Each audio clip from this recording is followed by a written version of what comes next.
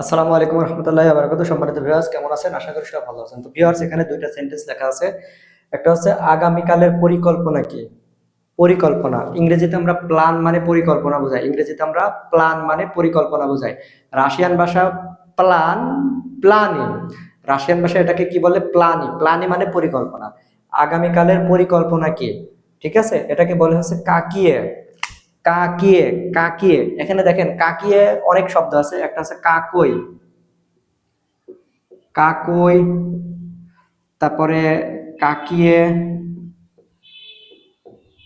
কাকায়া, ঠিক আছে। তারপর আরো আছে কাকুয়ু,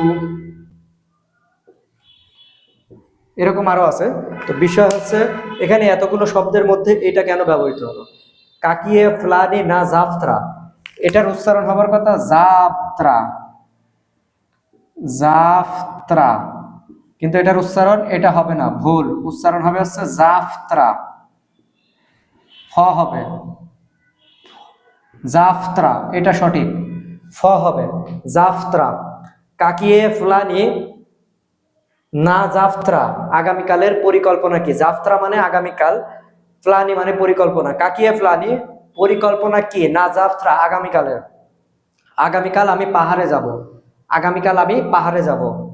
জাফত্রা আগামীকাল, ইয়া পায়ে দু আমি যাব, গৌরি পাহাড়ে, আগামীকাল আমি পাহাড়ে যাব। ঠিক আছে, যাত্রা ইয়া পায়ে দু গৌরি, আগামীকাল আমি পাহাড়ে যাব। অথবা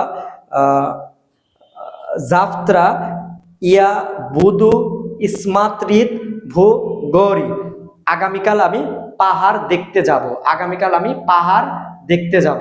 ঠিক আছে, তো এখানে যাত্রা মানে আগামীকাল, পায়েদু মানে যাওয়া, পায়েদু মানে পায়েদু মানে যাওয়া, আর গৌরি মানে পাহাড়।